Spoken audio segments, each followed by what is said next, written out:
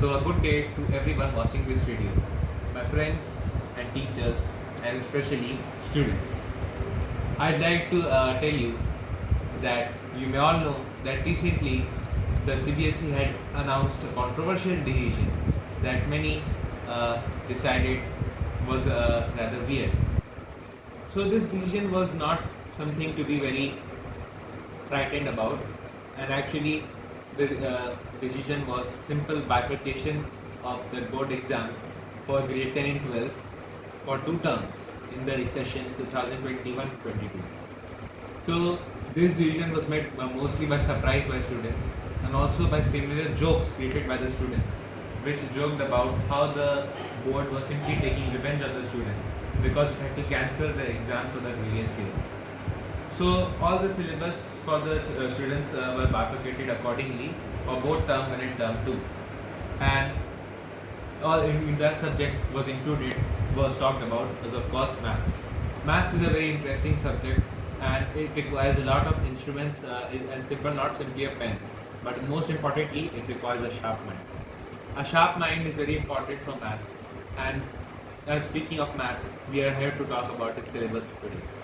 So the syllabus for term 2 was kept widely as wide ranging as possible and was filled with a wide array of subjects which were not there in term 1. So if I were to talk about them, the very first that comes to mind is a quadratic equation. In many schools, however, quadratic equation is a chapter that had already been started in term 1 and therefore it had to be only recapped by the students in term 2. So, teacher make the full attempt so that the students could revise the chapter, and quadratic equation is now finally many students count it as a strength of theirs. Speaking of quadratic equation, we have many things in it, such as the general form of the quadratic equation: ax square plus bx plus c is equals to 0, where a is not equals to 0. That is, the coefficient of x square should not at all be 0. The quadratic equation talks about how one can solve the quadratic equation by various methods of factorization, completing the square method, and of course, lastly but not the least, a quadratic formula. So factorization talks about, which is also known as middle term splitting, by which that middle term of the quadratic equation, or bx, is split into 2 halves in order for the equation to be solved. Completing the square method involves the identity a square plus b square plus 2ab is equals to a plus b whole square, or the negative one, and vice versa. Both these involve converting the equation into a form of the identity and then shrinking it when needed. Finally, last but not the least, quadratic formula, which was derived by mathematicians when factorization seemed to fail to solve certain questions, even though it was needed to be solved. So quadratic formula was derived. Now, if we talk about the chapter arithmetic progression, arithmetic progression is something which was a concept which was mostly very new to the student, and this chapter requires a bit of logical reasoning. So this chapter talks us about how to find the n terms of an AP, and also find the sum of the n terms of the AP, and lastly there are some various questions which can be drawn from roots to each term. So in quadratic, the arithmetic progression has various components, such as it is a sequence of numbers which follow a set which is increased by a defined constant, and after subtracting each term of the sequence with the previous term, we get a constant known as common difference. The general term of the AP is given as a plus n minus 1 into d, and usually the AP itself is expressed as a plus d, a plus 2d, and etc. So a plus n minus 1 into d can also be thought of as a formula which the students can use to find out the term of the AP, where a is the first term, n is the number of terms, and d is the common difference. To find the sum of the given terms of AP is another interesting bit. A sum, so it is given by the formula Sn, yani that is sum, is equals to n by 2 plus 2 into 2a plus n minus 1 into d. It is also given by the formula Sn is equals to n by 2 a plus n. Both formulas can be used accordingly as given, as needed in the question. Next up, we can talk about the chapter Some Applications of Trigonometry, which is usually summarized to students by height and distance. So, before to understand this chapter, one must have the basic knowledge of trigonometry, or the chapter which was introduced in the previous term, which was Introduction to Trigonometry. This chapter talks about the various ratios of the triangle of a triangle, such as sine, which is perpendicular by hypotenuse, then cos, which is base by hypotenuse, tan, which is perpendicular by base, and so on. So there are many ratios, such as already given the example of, such as sine, cos, tan, cosec, sec, and finally cot. So these are all very important relations that one has to remember. There are also some identities which can be used. To name one is 1 plus cot square theta is equals to cosec square theta, which can be used by a student in appropriate situations. Moving on, there is also the trigonometric ratios, which are most of the most important part of this chapter, which gives us the value of certain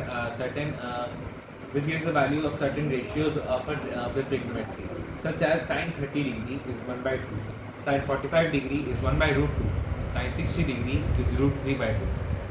This is a very important relation that every student must remember in order to excel at boards. So this is one must student attempt to remember it. And also, when thinking of height in chapter height and distances, one might also remember the angle of elevation and the angle of depression and the line of sight. Angle of elevation is the angle formed by the line of sight when the object is above the horizontal level or the line of sight. For example, when we are looking at a bird in the sky.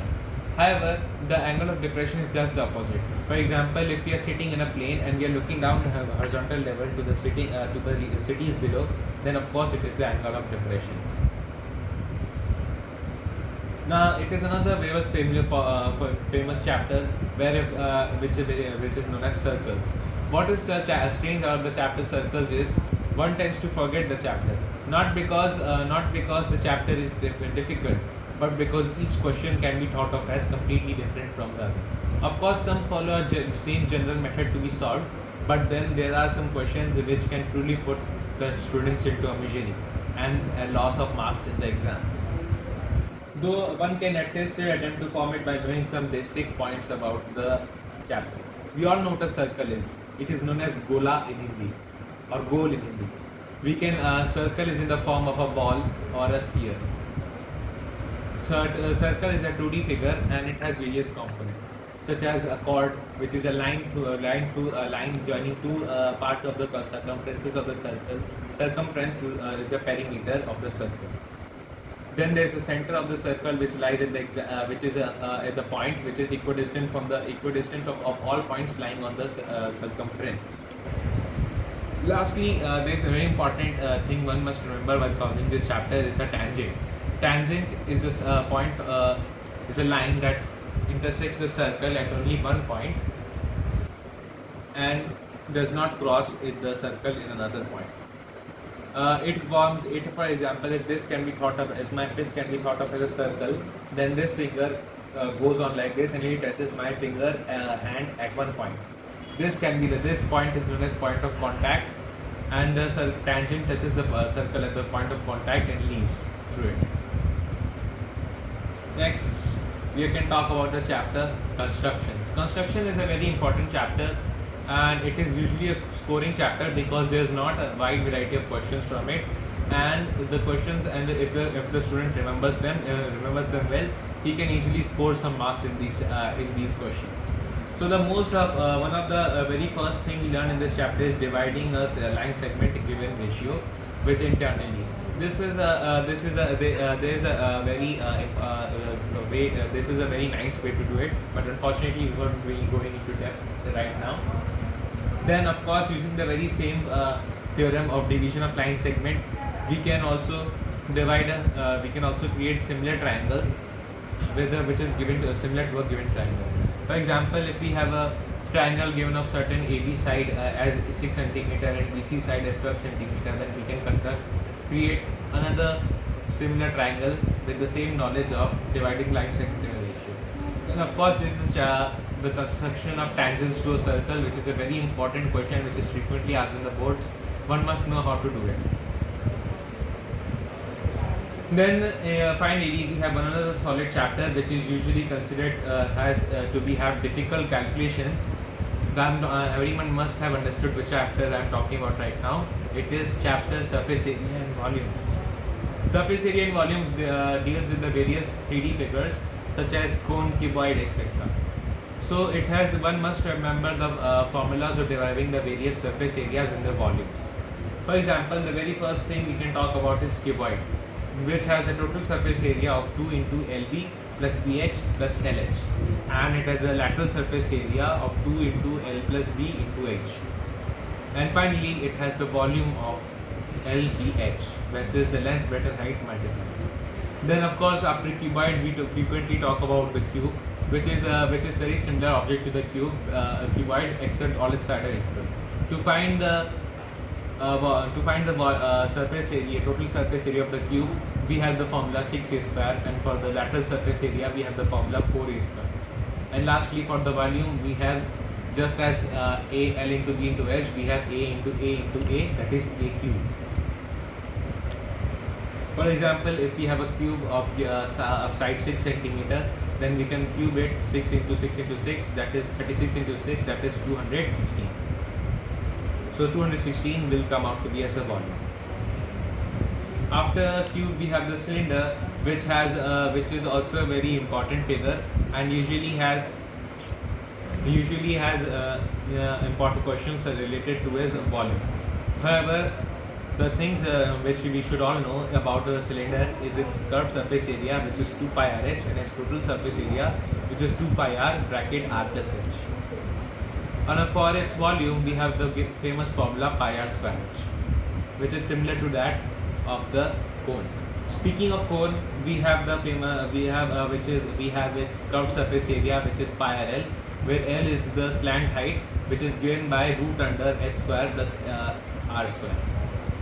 Then we have the total surface area of the cone, which is pi r l. No, sorry. Unfortunately, sorry. Pi r l plus e.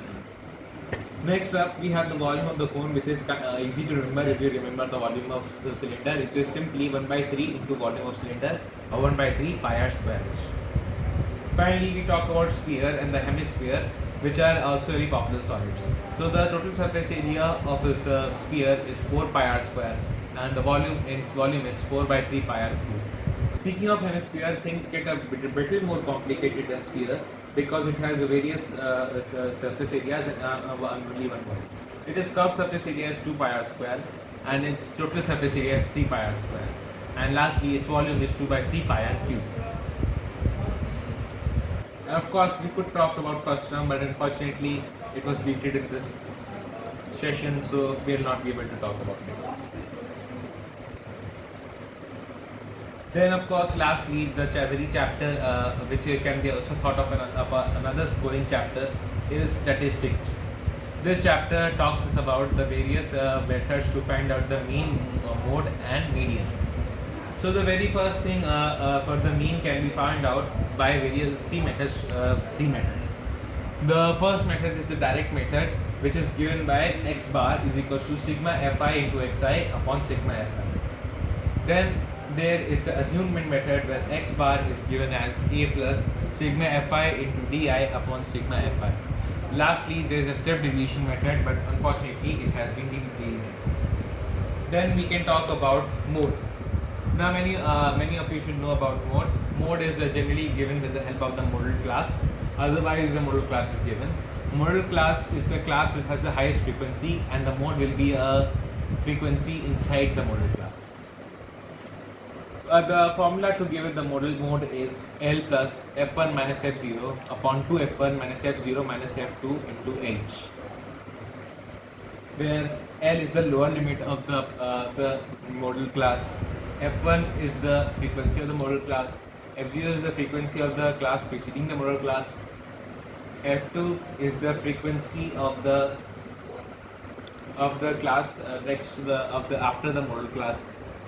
Is the frequency of the class next to the modal class, and H is the height or distance of the class intervals. Finally, we have median, which is also a very important method to find out. To find the mean, we have to find the n by 2